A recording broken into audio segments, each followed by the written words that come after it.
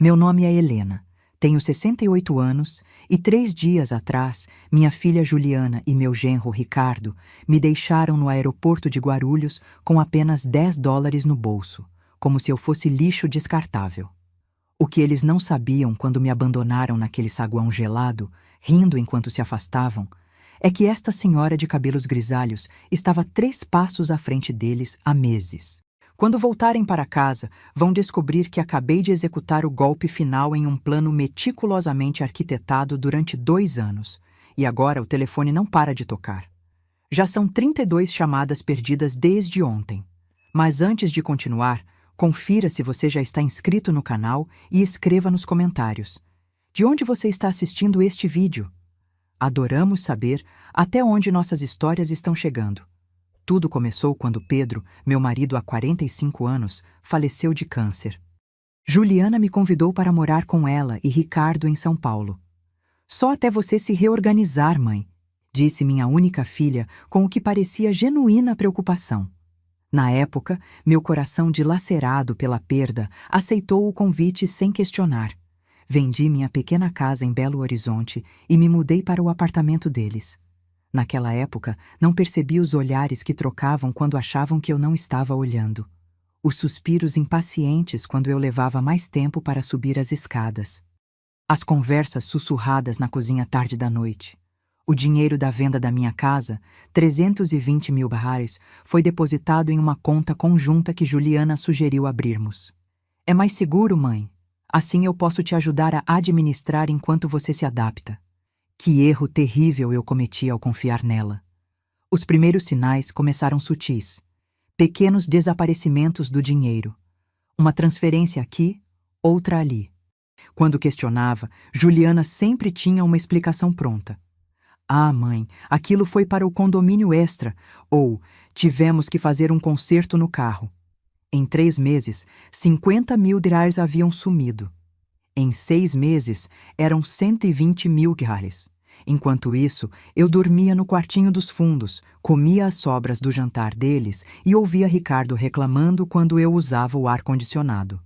Você precisa economizar, dona Helena. Conta de luz não está fácil.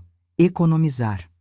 Enquanto via minha filha com bolsas novas, Ricardo dirigindo um carro zero e os dois saindo para jantar em restaurantes caros todos os finais de semana.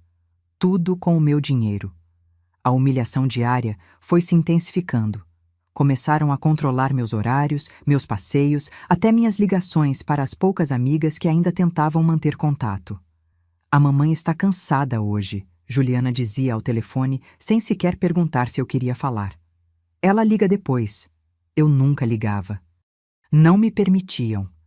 Então veio a proposta que quebrou meu coração em 1000 pedaços. Mãe, estamos pensando em comprar uma casa na praia, disse Juliana certa noite durante o jantar. Poderíamos usar aquele dinheiro da venda da sua casa como entrada. Meu dinheiro? Perguntei confusa. Mas aquilo é tudo que tenho para o resto da minha vida. Ricardo soltou uma risada. Dona Helena, a senhora vai morar com a gente para sempre. Para que precisa de tanto dinheiro guardado? Foi naquela noite, olhando para os olhos gananciosos da minha própria filha, que eu entendi.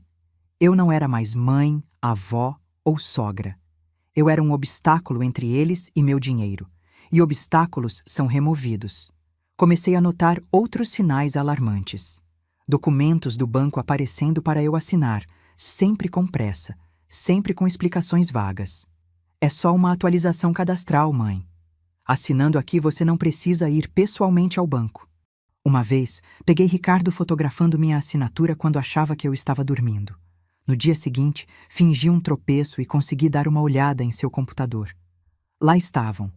Várias tentativas de copiar minha assinatura em um documento de transferência total da minha conta para a deles. Eu sabia que precisava agir, e rapidamente. Mas como uma idosa sozinha poderia enfrentar 2 pessoas mais jovens, determinadas a tomar tudo que eu tinha? Foi quando me lembrei do conselho que Pedro sempre me dava. Helena, quando estiver encurralada, não lute contra a correnteza. Nade para o lado e deixe-a passar. Então, parei de lutar. Parei de questionar os gastos. Comecei a demonstrar pequenos lapsos de memória. Filha, que dia é hoje mesmo? Ricardo, Eu já tomei meu remédio hoje? Deixava coisas fora do lugar. Queimava levemente o arroz. Eles trocavam olhares de confirmação. A velha estava mesmo ficando gagá. Perfeito para seus planos.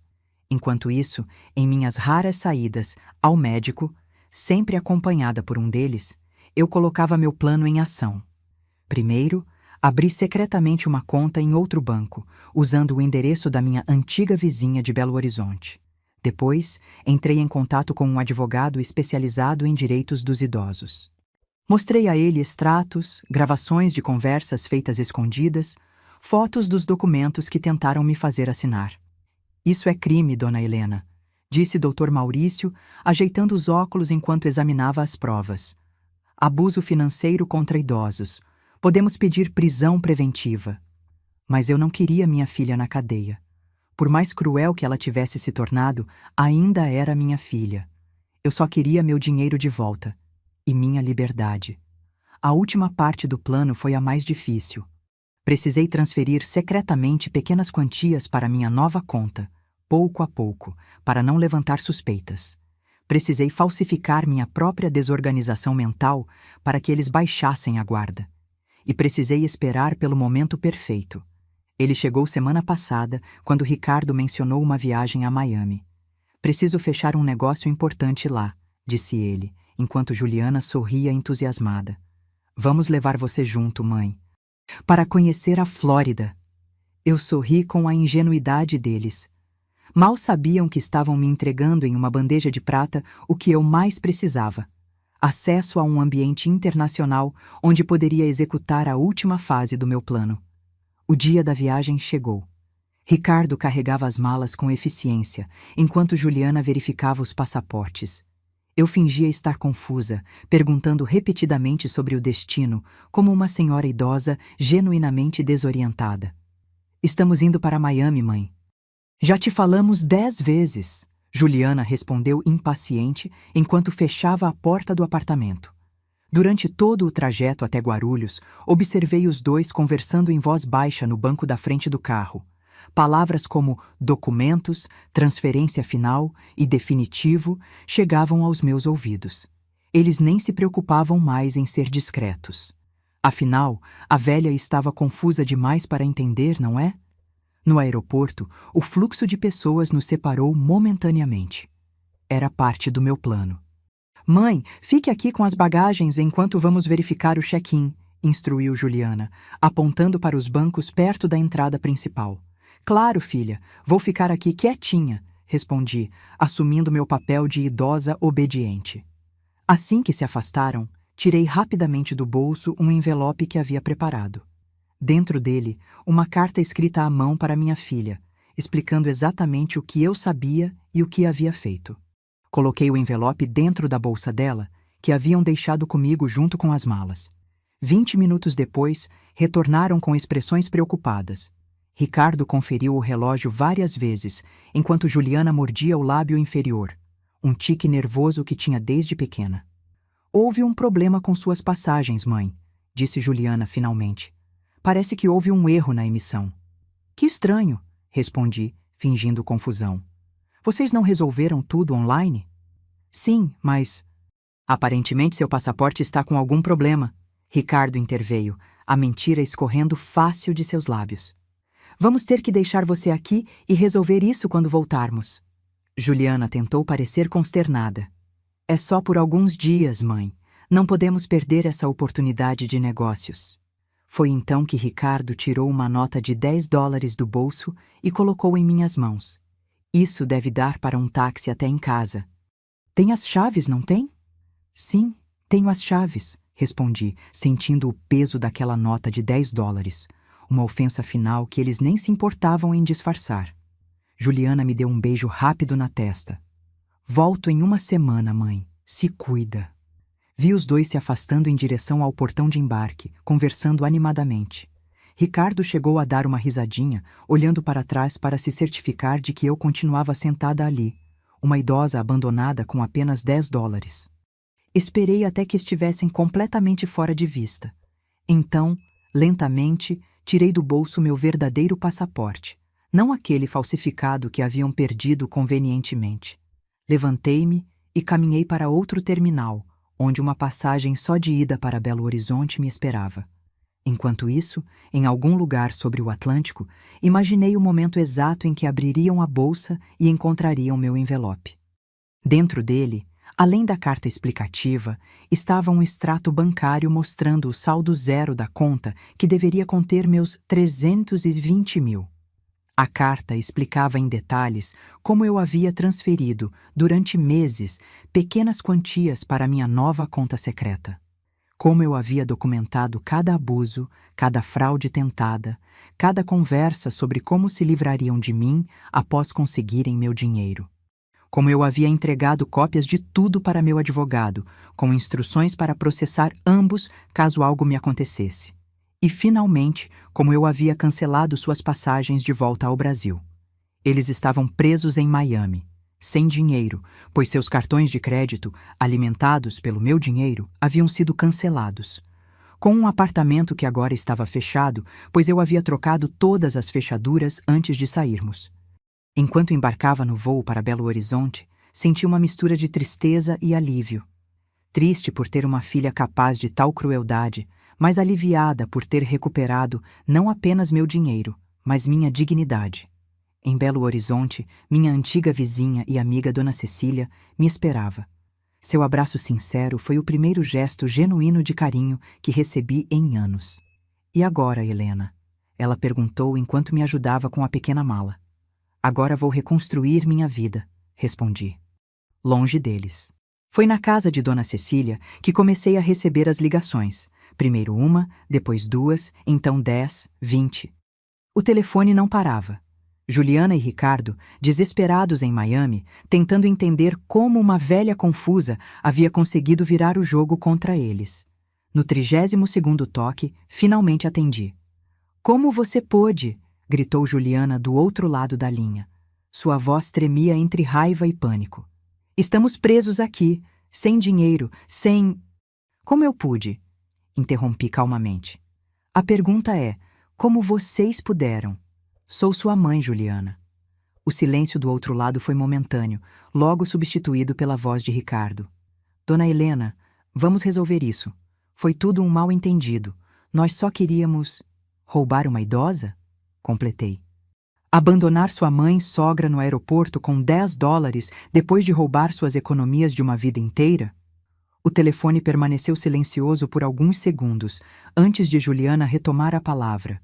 Sua voz agora embargada por um choro que eu não conseguia determinar se era genuíno ou apenas mais uma manipulação. "Mãe, você não entende. Estamos desesperados aqui. O hotel está ameaçando nos expulsar. Não temos como voltar. Nossos cartões foram bloqueados." "Que interessante", respondi, mantendo minha voz calma. "É exatamente assim que eu me sentiria se tivesse conseguido me abandonar naquele aeroporto, não é mesmo? Desamparada, sem recursos, traída." "Foi ideia do Ricardo", ela gritou, buscando uma saída fácil. Típico dela, sempre transferindo culpas desde criança. "Ele disse que era o único jeito de resolvermos nossas dívidas." Ouvi Ricardo protestar ao fundo, iniciando uma discussão entre eles. Era surreal testemunhar como um casal, aparentemente unido na crueldade, se fragmentava rapidamente quando confrontado com as consequências. "Vocês têm exatamente 3 opções", interrompi, usando um tom que não admitia contestações. "Primeira, consigam dinheiro com amigos para voltar ao Brasil e enfrentem um processo criminal por abuso financeiro contra idosos, com todas as provas que reuni nos últimos 2 anos. O silêncio do outro lado me indicou que estavam ouvindo com atenção. "Segunda, encontrem trabalho aí mesmo e recomecem a vida nos Estados Unidos. Talvez limpar banheiros em Miami seja uma boa lição sobre honestidade." "Você não pode fazer isso conosco", protestou Ricardo. "É sua família." "Família?", questionei, sentindo uma dor profunda ressurgir. "Foi o que pensei quando me mudei para seu apartamento depois que Pedro morreu. Quando confiei minhas economias, quando acreditei que vocês se importavam comigo. Deixei o peso daquelas palavras ser absorvido antes de continuar. A terceira opção é a única que oferece alguma redenção. Admitam o que fizeram. Tudo, sem omissões. Assumam suas responsabilidades E talvez, com o tempo, eu considere ajudá-los a voltar. Não prometo perdão, apenas uma chance de reparação. Mãe, por favor. A voz de Juliana agora soava genuinamente desesperada. Vocês têm 24 horas para decidir. Depois disso, as provas vão direto para a polícia. Desliguei o telefone, minhas mãos trêmulas contradizendo a firmeza de minha voz. Dona Cecília, que havia escutado tudo sentada ao meu lado, segurou minhas mãos. Você foi forte, Helena. Mais forte do que eu seria. Não sei se foi força ou sobrevivência, confessei. Quando percebi que minha própria filha me via como um fardo, como um obstáculo entre ela e meu dinheiro, algo morreu dentro de mim. Naquela noite, revirei memórias de quando Juliana era pequena. Seu primeiro dente, seus passinhos inseguros pela sala, suas tranças que eu fazia todas as manhãs antes da escola. Como havíamos chegado a este ponto? Em que momento minha menininha se transformou em alguém capaz de abandonar a própria mãe em um aeroporto com $10? As horas passaram e o telefone permaneceu silencioso. Mesmo sabendo que era melhor assim, cada minuto sem notícias aumentava um vazio no meu peito. Afinal, por mais magoada e traída que estivesse, Juliana ainda era minha filha. Na manhã seguinte, enquanto tomávamos café, Dona Cecília me entregou o jornal local. Talvez seja a hora de procurar um novo lugar para morar, sugeriu gentilmente. Um recomeço completo. Foi folheando aquelas páginas que encontrei um anúncio. Condomínio para a melhor idade. Moradias independentes com suporte comunitário. Parecia um sinal. Liguei no mesmo instante e agendei uma visita para o dia seguinte. O telefone tocou exatamente às 11h43, quase 24 horas depois do ultimato que dei a Juliana e Ricardo. Respirei fundo antes de atender, preparando-me para mais gritos ou súplicas. Mas o que ouvi foi diferente. Mãe, a voz de Juliana estava calma, quase irreconhecível. Você venceu. Nós fizemos tudo o que você disse. Tentamos roubar seu dinheiro. Planejamos deixá-la no aeroporto. Falsificamos documentos e assinaturas. Gastamos suas economias em futilidades. E... Sua voz falhou por um momento. E não pensamos nem por um segundo em como você se sentiria, abandonada e traída por sua própria filha. Aquela confissão, embora tivesse sido exigida por mim, atingiu-me com uma força inesperada. Era a confirmação de algo que eu já sabia, mas ouvir aquelas palavras proferidas pela voz da minha filha tornava tudo dolorosamente real. Por que, Juliana? Perguntei, não conseguindo conter a pergunta que me atormentava. O que fiz para merecer isso de você? Houve um longo silêncio, quebrado apenas por sua respiração entrecortada. Não foi nada que você fez, ela respondeu finalmente. Foi o que nos tornamos. Estamos afundados em dívidas há anos, empréstimos, cartões de crédito, financiamentos. Quando você veio morar conosco com aquele dinheiro todo, pareceu uma solução. Uma solução, repeti amargamente. Sua mãe virou uma solução financeira. Eu sei que não há desculpa, ela continuou. E sei que talvez nunca me perdoe. Mas estamos assumindo as consequências agora. Ricardo conseguiu uma passagem de volta através da embaixada. Ele vai voltar para responder pelo que fizemos. E você? Vou ficar. Consegui um emprego de garçonete em um restaurante brasileiro aqui. É pouco, mas o suficiente para sobreviver enquanto tento juntar dinheiro para devolver o que roubamos de você. Aquilo me pegou de surpresa. Não esperava uma atitude responsável vindo dela. Quanto tempo acha que vai levar para devolver R$320 mil trabalhando como garçonete em Miami? Perguntei, sem conseguir esconder o ceticismo. Anos, muitos anos, mas é o mínimo que posso fazer. Permaneci em silêncio, processando aquela informação. Parte de mim queria acreditar naquela aparente mudança de atitude, enquanto outra parte lembrava-me de quantas vezes fui enganada nos últimos anos.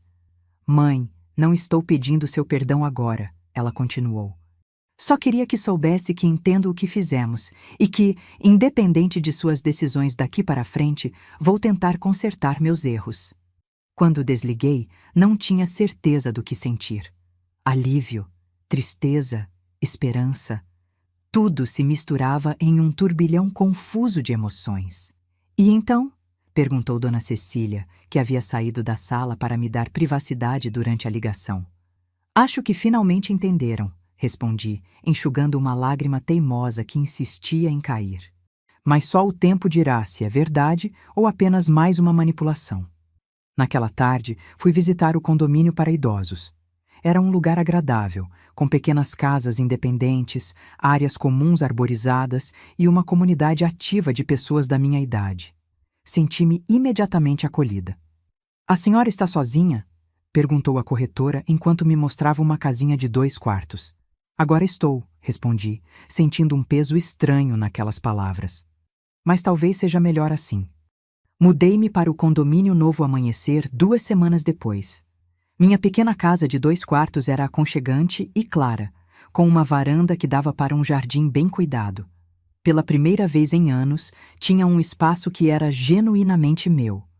Usei parte do dinheiro recuperado para mobiliar o local e deixá-lo com minha cara. Uma poltrona confortável para leitura junto à janela. Uma coleção de plantas que sempre quis cultivar.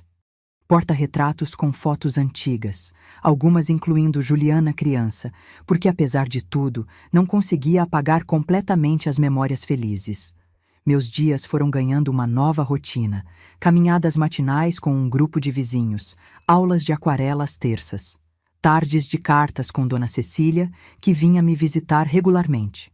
A vida estava seguindo um curso tranquilo, mesmo com a dor latente da traição familiar.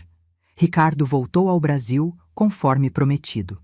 Recebi a notificação oficial quando ele se apresentou às autoridades.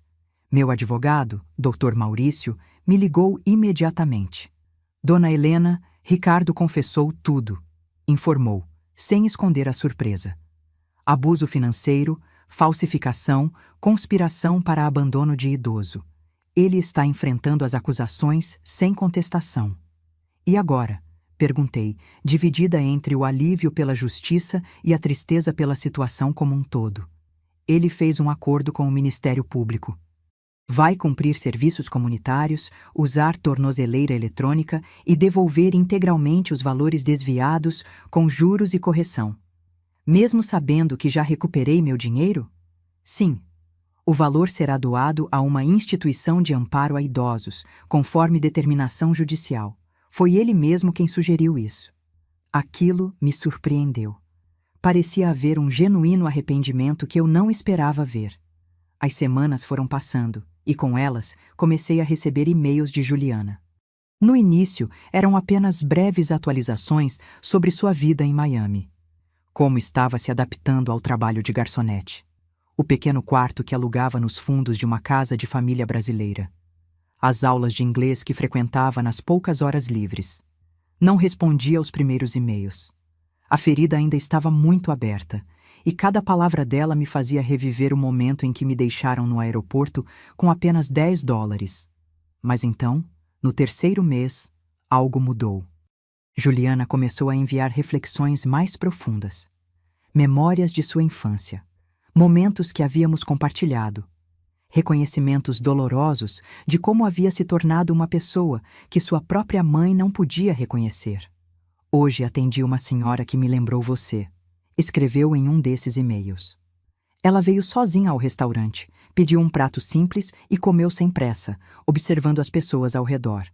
Quando fui recolher seu prato, ela segurou minha mão por um instante e disse: "Obrigada, querida, com tanta gentileza que me quebrei por dentro.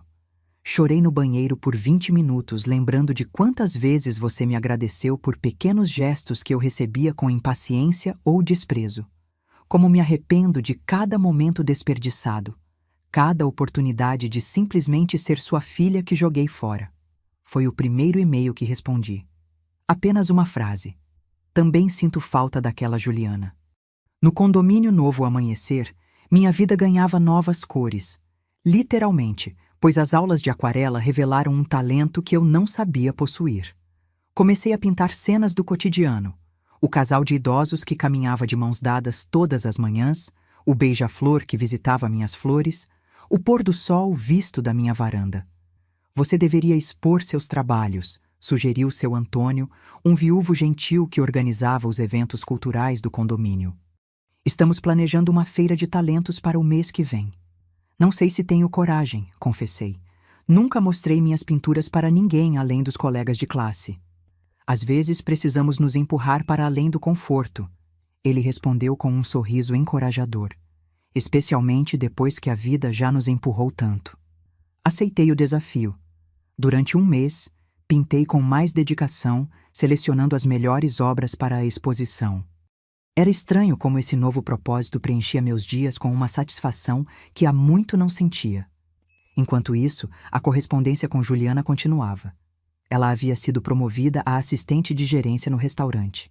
Estava economizando cada centavo, morando em condições simples, sem luxos. Enviava pequenas quantias mensais para uma conta que abri especificamente para monitorar suas devoluções. Não era pelo dinheiro em si, eu já tinha o suficiente. Era para ver se o compromisso dela se manteria com o passar do tempo. 6 meses após nossa separação no aeroporto, recebi um pacote de Miami. Dentro havia um álbum de fotografias artesanal, com recortes de jornal, ingressos antigos e fotos de nossa família ao longo dos anos. Na primeira página, uma carta manuscrita. Mãe, este álbum contém as memórias de quem fomos um dia. Pessoas que se amavam, que cuidavam umas das outras, que compartilhavam sonhos e decepções. Não sei quando ou como nos perdemos desse caminho, mas sei que fui eu quem deu os passos mais decisivos na direção errada. Cada centavo que devolvo mensalmente não é apenas restituição financeira. É um lembrete constante do valor das coisas que não têm preço. Confiança, respeito, amor familiar. Valores que eu joguei fora em troca de bolsas caras e jantares em restaurantes finos. Não espero seu perdão. Apenas quero que saiba que estou tentando me tornar alguém melhor.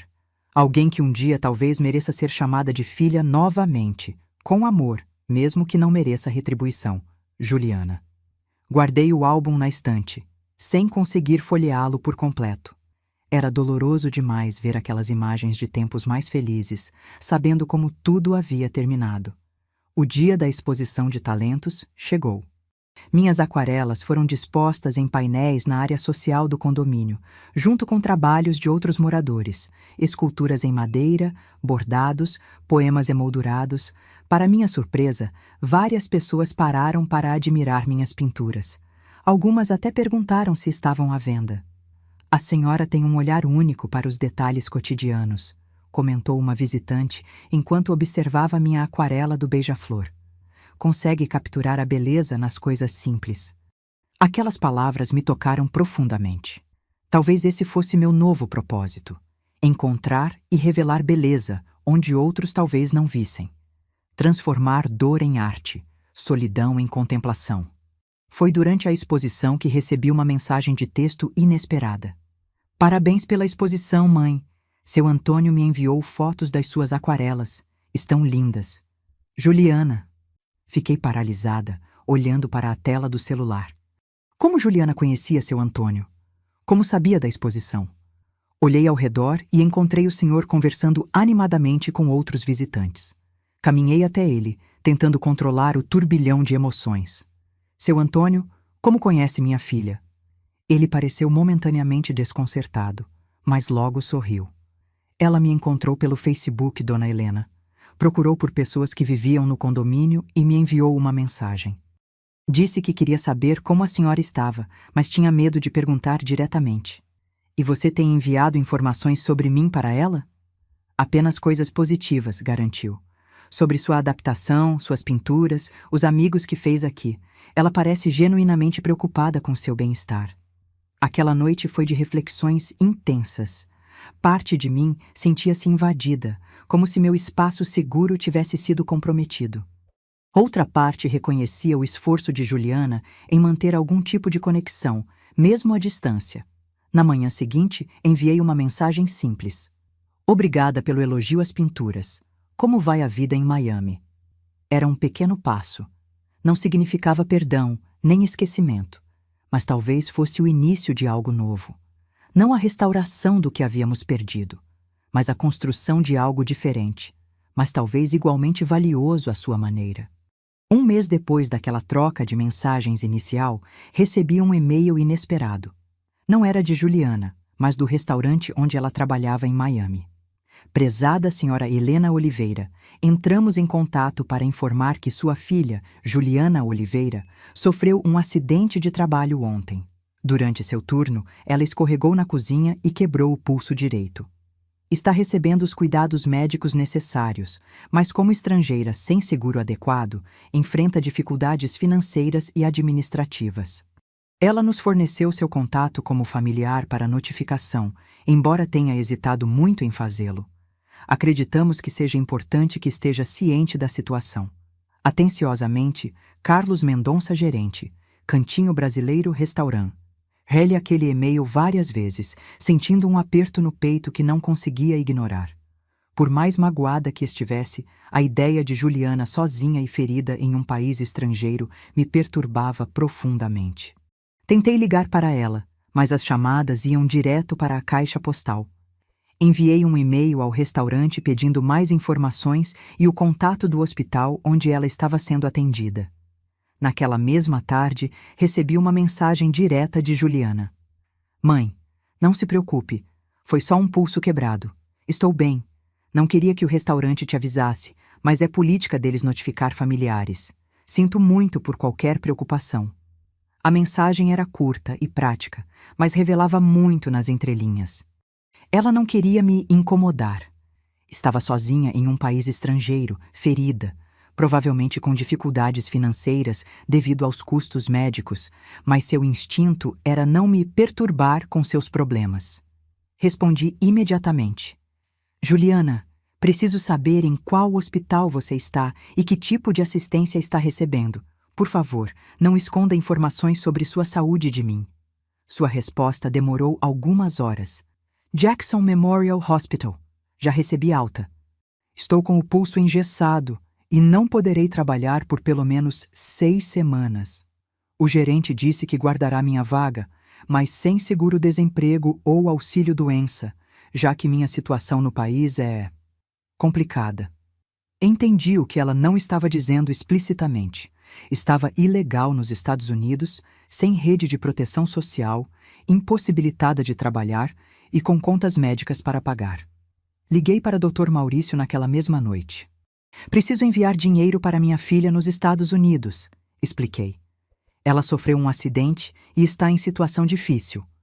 Houve um silêncio do outro lado da linha antes que ele respondesse. Dona Helena, tem certeza? Depois de tudo o que aconteceu? Tenho certeza que ela está sozinha, ferida e sem recursos em um país estrangeiro, respondi firmemente. E apesar de tudo, ainda é minha filha. Entendo, ele disse com um suspiro. Vamos providenciar uma transferência internacional segura. Quanto a senhora pretende enviar? Hesitei por um momento. O suficiente para que ela possa se recuperar adequadamente e retornar ao Brasil se quiser. 50 mil reais. O dinheiro foi transferido no dia seguinte, junto com uma mensagem simples. Para suas despesas médicas e recuperação. Se quiser voltar ao Brasil, há o suficiente para isso também. Juliana respondeu com uma nota de voz, algo que não fazia há anos. Sua voz estava embargada. Mãe, eu não sei o que dizer. Depois de tudo o que fiz a você, ainda se preocupa comigo. Eu não mereço isso. De verdade, não mereço. A sinceridade daquela admissão me atingiu de uma forma que não esperava. Não era manipulação nem vitimização. Era o reconhecimento genuíno de alguém confrontando suas próprias falhas. Não estou fazendo isso porque você merece, respondi honestamente. Estou fazendo porque é o tipo de pessoa que escolho ser. Não quero que o que você e Ricardo fizeram me transforme em alguém amarga e vingativa. Nos dias seguintes, mantivemos contato regular. Juliana me enviava atualizações sobre sua recuperação, fotos do pulso engessado, detalhes sobre os medicamentos e fisioterapia. Gradualmente, nossas conversas começaram a se estender para outros assuntos. Ela me contou sobre a vida em Miami, as pessoas que conheceu, as dificuldades de ser imigrante, as pequenas alegrias que encontrava apesar da situação precária. Contei a ela sobre minhas pinturas, meus novos amigos no condomínio, as aulas de aquarela. Foi durante uma dessas conversas que Juliana fez a pergunta que ambas estávamos evitando. Mãe, você acha que um dia vai conseguir me perdoar? Não respondi de imediato. Era uma pergunta complexa demais para uma resposta rápida. Perdão não é algo que se concede de uma vez só, Juliana, disse finalmente. É um processo. Estou tentando dia após dia. Mas a confiança é algo diferente. Foi completamente destruída e não sei se algum dia será totalmente reconstruída. Eu entendo, ela respondeu. E aceito isso. Só queria que soubesse que mesmo que nunca mais confie em mim, estou comprometida em tentar ser uma pessoa melhor. Não por você ou pelo seu perdão, mas porque finalmente entendi o monstro que me tornei. Aquela conversa abriu uma porta que havia permanecido fechada entre nós. Não era reconciliação total, nem esquecimento do passado, mas um reconhecimento honesto da realidade. Ambas estávamos feridas, ambas estávamos tentando seguir em frente, cada uma à sua maneira.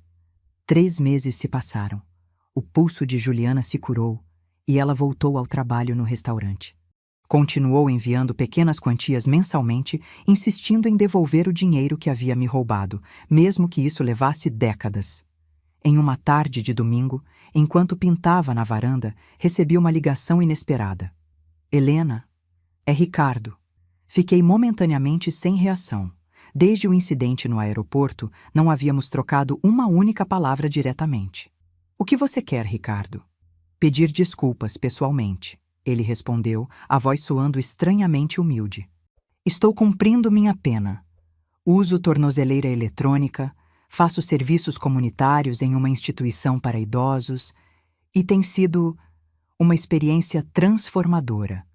Transformadora, repeti, incapaz de esconder o ceticismo. Sei que parece clichê, ele continuou, mas cuidar de idosos abandonados por suas famílias, ouvir suas histórias, ver seu sofrimento, me fez enxergar o que estávamos prestes a fazer com você. É imperdoável. Permaneci em silêncio, ouvindo. Não estou pedindo perdão, dona Helena. Sei que não o mereço. Só queria que soubesse que estou genuinamente arrependido e que estou tentando fazer algo para compensar, mesmo sabendo que nunca será suficiente. Por que está me dizendo isso agora? Perguntei. Porque acho que você merece saber que o que fez, nos expor, nos processar, não foi em vão. Que, pelo menos em mim, causou uma verdadeira reflexão. Depois daquela ligação, passei dias pensando sobre perdão, justiça e redenção. Será que pessoas que planejaram algo tão cruel poderiam realmente mudar? Ou era apenas outra manipulação, mais sutil e sofisticada? Decidi que, independentemente da sinceridade deles, meu foco precisava permanecer em minha própria reconstrução. As aquarelas, os novos amigos, minha pequena casa acolhedora. Essas eram minhas conquistas, minha nova vida. Então, em uma tarde chuvosa de abril, exatamente 1 ano após o incidente no aeroporto, recebi uma carta registrada. Era de Juliana. Querida mãe, hoje faz 1 ano desde aquele dia terrível no aeroporto de Guarulhos. 1 ano desde que demonstrei o pior de mim, traindo a pessoa que mais deveria proteger e valorizar. Nestes 12 meses, aprendi mais sobre mim mesma do que em toda a minha vida anterior. Aprendi sobre ganância, sobre como justificamos nossas piores ações, sobre como é fácil perder nossa humanidade quando colocamos posses materiais acima dos laços familiares. Também aprendi sobre consequências, sobre recomeços difíceis, sobre viver com o peso de erros imperdoáveis. Estou enviando junto com esta carta um presente. Não é algo que possa compensar o que fiz, mas é um símbolo do que aprendi e de quem estou tentando me tornar. Com amor e arrependimento eterno, Juliana. Junto à carta, havia um pacote embrulhado com cuidado. Dentro, encontrei um pequeno quadro pintado à mão, uma tentativa de aquarela retratando a fachada da minha casa no condomínio, claramente baseada em fotos que seu Antônio deve ter enviado. Não era tecnicamente perfeito, mas havia sido feito com óbvio esforço e dedicação. No verso da pintura, uma inscrição simples. Lar é onde somos amados incondicionalmente. Sinto muito por ter esquecido isso. Aquela pequena aquarela amadora me tocou de uma forma que presentes caros jamais conseguiriam. Era o esforço genuíno de alguém tentando estabelecer uma conexão através da arte que havia se tornado meu refúgio e paixão. Naquela noite, pela primeira vez, tirei o álbum de fotografias que Juliana havia me enviado meses antes e o folheei página por página. Memórias felizes, momentos compartilhados, uma história familiar que, apesar da traição recente, havia existido e sido real. Chorei pelas oportunidades perdidas, pelos sonhos desfeitos, pela família que um dia fomos e nunca mais seríamos. Mas também chorei por algo novo que começava a nascer. Não a restauração do que foi destruído, mas a possibilidade de algo diferente, construído sobre as ruínas, com mais consciência e talvez com mais autenticidade. No dia seguinte, enviei uma mensagem a Juliana. Recebi sua carta e o quadro. Obrigada por ambos. Se estiver interessada, posso te dar algumas dicas sobre técnicas de aquarela. Sua resposta foi quase imediata. Adoraria isso, mãe. Mais do que posso expressar. As semanas seguintes trouxeram uma nova dinâmica à minha relação com Juliana. Começamos a fazer videoconferências semanais onde eu dava instruções básicas sobre pintura em aquarela. Era estranho e reconfortante ao mesmo tempo. Um território neutro onde podíamos nos reconectar sem a pressão imediata do passado. Você precisa respeitar a água, expliquei durante uma dessas sessões, mostrando como o pigmento se espalhava no papel úmido. Não pode controlá-la completamente. Tem que aceitar que ela vai seguir seu próprio caminho e trabalhar com isso, não contra isso. Como relacionamentos, observou Juliana quietamente. Nossos olhares se encontraram através da tela e percebi que estávamos falando de muito mais que técnicas artísticas. Em Miami, Juliana continuava sua vida modesta. Foi promovida a gerente assistente do restaurante, continuava enviando pequenas quantias mensais para mim, que eu secretamente estava guardando em uma poupança separada, e havia iniciado um curso noturno de administração de empresas em uma faculdade comunitária. É difícil estudar depois de um dia inteiro no restaurante, confessou ela durante uma de nossas conversas. Mas quero construir algo sólido aqui. Mostrar para mim mesma que posso conquistar coisas por mérito próprio, não roubando ou enganando. Ricardo continuava cumprindo sua pena no Brasil. Ocasionalmente, Juliana mencionava ter notícias dele, mas eu não perguntava detalhes, e ela respeitava essa distância que eu mantinha.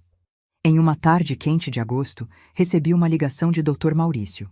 Dona Helena, preciso informá-la que o apartamento de sua filha e Ricardo foi leiloado pela Justiça como parte da indenização ao Fundo de Amparo a Idosos. Entendo, respondi, sentindo um nó na garganta.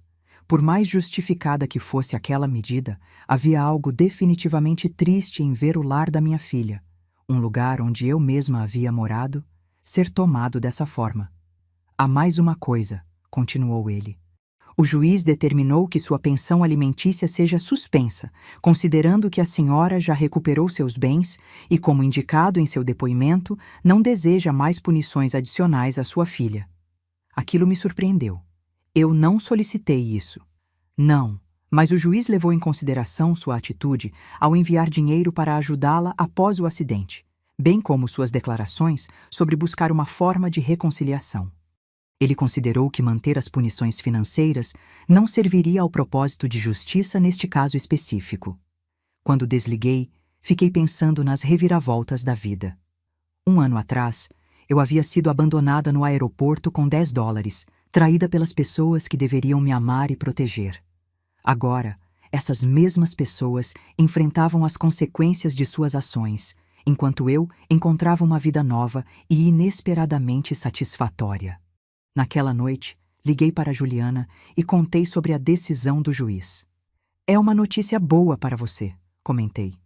Menos uma preocupação financeira. Não muda nada para mim, ela respondeu firmemente. Vou continuar enviando o dinheiro mensalmente. Não é mais uma obrigação legal, mas é uma obrigação moral que assumo voluntariamente. Sua determinação me tocou profundamente. Não precisa fazer isso, filha, disse, usando o termo filha pela primeira vez em nossa conversa depois de tanto tempo. Você está reconstruindo sua vida, precisa desse dinheiro. E você não precisava enviar dinheiro quando quebrei meu pulso, ela argumentou. Ou me ensinar aquarela, ou sequer atender minhas ligações. Algumas coisas fazemos não porque são obrigatórias, mas porque são corretas. Aquelas palavras ficaram comigo por dias. Juliana estava demonstrando, consistentemente, que havia aprendido algo genuíno com toda aquela experiência traumática. Em setembro, fui convidada para expor minhas aquarelas em uma galeria local de Belo Horizonte. Meus trabalhos haviam chamado a atenção durante uma exposição comunitária e agora teria minha primeira mostra individual. É uma grande honra, comentou seu Antônio quando contei a notícia. Suas pinturas merecem ser vistas por mais pessoas. A preparação para a exposição me manteve ocupada e animada.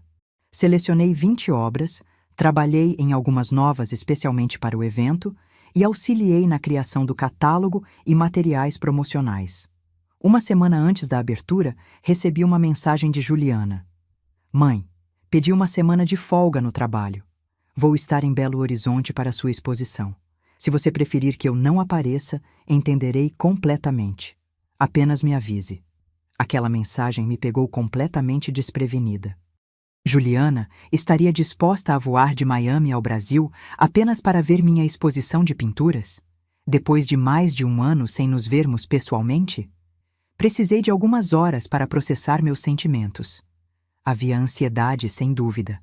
Como seria reencontrar pessoalmente alguém que havia me ferido tão profundamente? Mas também havia curiosidade e, admito, um desejo de ver minha filha novamente, de observar pessoalmente as mudanças que ela alegava ter passado.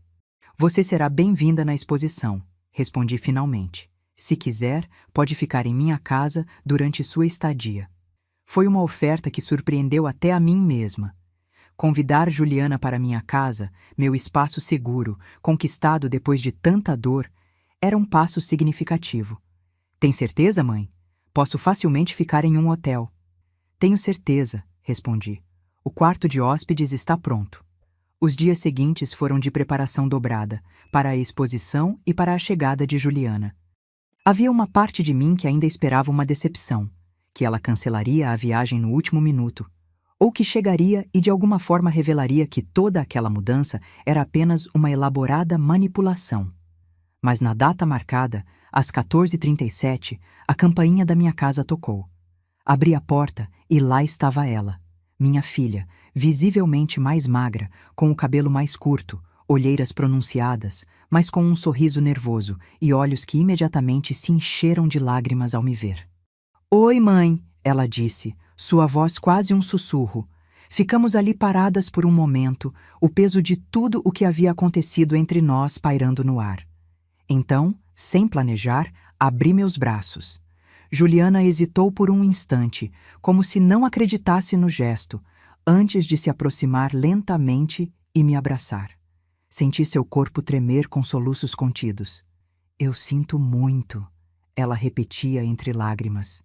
Sinto muito, mãe. Eu sei, respondi, sentindo minhas próprias lágrimas escorrerem. Eu sei. Não era perdão completo. Não era esquecimento. Era simplesmente o reconhecimento de que estávamos ali, duas pessoas imperfeitas, tentando encontrar um caminho através da dor que havíamos causado uma à outra. Os dias que precederam a exposição foram de ajustes e redescoberta. Juliana e eu nos movíamos cautelosamente pela casa, como duas pessoas aprendendo uma nova dança, tentando não pisar nos pés uma da outra. Ela observava com genuíno interesse minha rotina no condomínio, meus novos amigos, minha paixão pela pintura. Parecia sinceramente feliz por mim, sem o ressentimento ou inveja que eu temia encontrar. Você floresceu, mãe, comentou uma noite, enquanto me observava adicionar os toques finais em uma aquarela. Nunca te vi tão plena. A adversidade às vezes nos revela partes de nós mesmos que não conhecíamos, respondi, sem tirar os olhos da pintura. Ou nos obriga a olhar para partes que preferíamos ignorar, ela acrescentou baixinho. Nossas conversas frequentemente atingiam esse nível de reflexão, breves, mas carregadas de significado. Aos poucos, fomos construindo uma nova forma de comunicação, baseada não mais nas expectativas ou papéis tradicionais de mãe e filha, mas em duas adultas que compartilhavam um passado doloroso e tentavam encontrar um caminho adiante. Na tarde anterior à exposição, enquanto tomávamos chá na varanda, Juliana abordou o assunto que estávamos evitando. Ricardo perguntou se podia vir também. Ela disse, os olhos fixos na xícara. Disse a ele que não era apropriado, que você precisava de espaço e tempo. Senti um aperto no peito ao ouvir o nome dele. Você ainda mantém contato regular com ele? Ela assentiu lentamente. Estamos tentando entender o que aconteceu conosco, como duas pessoas comuns se transformaram naquilo. E chegaram a alguma conclusão? Várias, na verdade, ela respondeu, finalmente me olhando diretamente. Ganância, obviamente, mas também uma espécie de desconexão moral gradual. Cada pequena transgressão tornava a próxima mais fácil. Começou com usar seu cartão para uma compra necessária, depois para um pequeno luxo, e antes que percebêssemos, estávamos justificando planos para te abandonar. A franqueza daquela descrição era perturbadora, mas também estranhamente reconfortante. Não havia mais subterfúgios entre nós. Vocês planejam reatar? Perguntei, surpreendendo a mim mesma com a pergunta direta. Não, ela respondeu sem hesitação. O que fizemos juntos criou um vínculo tóxico entre nós. Cada vez que olho para ele, lembro da pessoa horrível que me tornei. E sei que ele sente o mesmo. A noite da exposição chegou. A pequena galeria no centro de Belo Horizonte estava elegantemente decorada, com minhas 20 aquarelas iluminadas perfeitamente. Amigos do condomínio vieram em peso para me apoiar. Dona Cecília, ainda mais frágil, mas determinada a estar presente, não soltava meu braço, orgulhosa como se fosse minha mãe. Juliana se manteve discretamente em segundo plano, permitindo que eu aproveitasse meu momento sem complicações. Percebia, observando atentamente cada interação, cada sorriso, cada abraço que eu recebia, testemunhando a vida que eu havia construído sem ela. Esta aqui é particularmente tocante, comentou uma crítica de arte local, parando diante de uma das minhas pinturas mais pessoais. Um banco vazio em um aeroporto movimentado, com figuras borradas passando ao redor. Há tanta solidão e, ao mesmo tempo, tanta possibilidade nesta cena.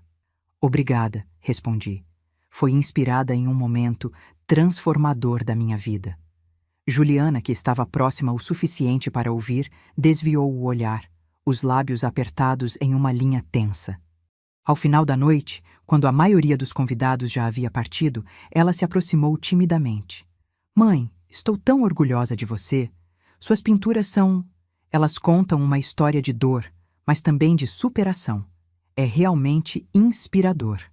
Obrigada, filha, respondi. E notei como seus olhos se iluminaram ao ouvir aquela palavra. Filha, novamente de meus lábios. No caminho de volta para casa, caminhamos em silêncio lado a lado. A noite estava estrelada e surpreendentemente quente para setembro.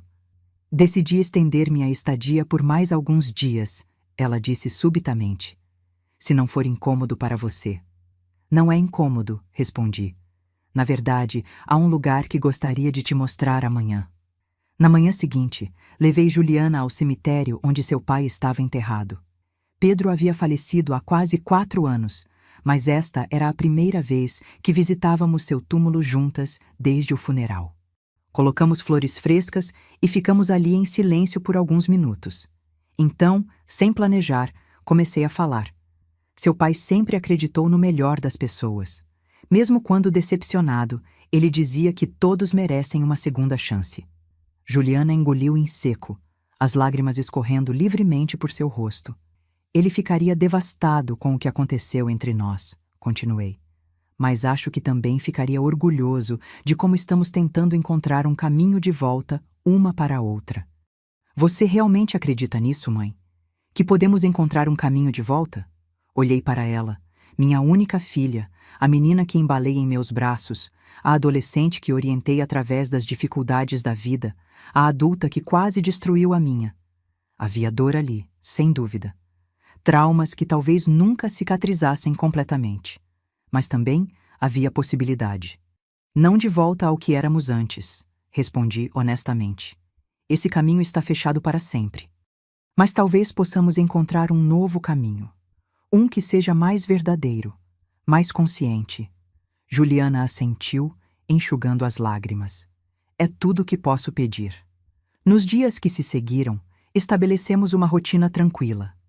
Café da manhã juntas, cada uma seguindo suas atividades durante o dia, jantares onde compartilhávamos histórias e reflexões. Não era a relação mãe-filha tradicional que tínhamos antes. Era algo diferente, mais cauteloso, mas também mais autêntico. Na véspera de sua partida, enquanto arrumava suas poucas malas, Juliana me entregou um envelope. "O que é isso?" perguntei. "Abra." Dentro havia uma passagem aérea para Miami, datada para 3 meses depois. "É apenas uma ideia", ela explicou rapidamente. "Pensei que talvez você gostasse de conhecer Miami, ver onde moro, conhecer o restaurante, mas entendo completamente se for cedo demais ou se simplesmente não quiser." Olhei para aquela passagem, sentindo o peso da oferta. Era um convite não apenas para visitar um lugar, mas para dar um passo significativo em nossa reconstrução. "Vou pensar nisso", prometi, guardando o envelope. Na manhã seguinte, levei Juliana ao aeroporto. A ironia daquele momento não passou despercebida por nenhuma de nós. Mais de um ano atrás, havia sido abandonada naquele mesmo local com apenas $10. "Desta vez estou saindo com seu conhecimento e bênção", ela comentou com um sorriso triste enquanto nos aproximávamos do portão de embarque. "E com muito mais que $10, espero", respondi, tentando aliviar o momento com humor. Seu rosto se contraiu com uma mistura de dor e gratidão pelo momento leve. "Mãe, eu sei", interrompi suavemente. "Também sinto muito pelo que aconteceu. Não pelo que fiz para me proteger, mas por termos chegado àquele ponto." Ela assentiu, entendendo as nuances daquele quase perdão. Nos abraçamos longamente antes que ela passasse pelo controle de segurança. Não era um abraço de total reconciliação, ainda havia muitas cicatrizes entre nós, mas era um abraço genuíno, carregado de esperança e possibilidade. Enquanto a observava se afastar, pensei no incrível caminho que havia percorrido desde aquele dia terrível. Do desespero à determinação, da vítima à sobrevivente, da mãe abandonada à artista reconhecida. E talvez o mais surpreendente, da vingança justificada à possibilidade de perdão. Não era um final perfeito, a vida raramente oferece esses. Era um processo contínuo, com altos e baixos, avanços e recuos. Mas era real, e havia dignidade nele. 3 meses depois, embarquei em um avião para Miami. Não apenas para visitar minha filha, mas para continuar escrevendo nossa história. Uma história de traição e perda, sim, mas também de resiliência, crescimento e a eterna possibilidade de recomeços. Porque às vezes a verdadeira vitória não está em derrotar completamente quem nos feriu, mas em recusar-se a permitir que a mágoa defina quem nos tornamos. Agora, se você gostou dessa história, clica em se inscrever. E me diz nos comentários qual parte te deixou de queixo caído. Ah, e não esqueça de se tornar membro para ter acesso a vídeos exclusivos que não posto aqui. Te espero lá.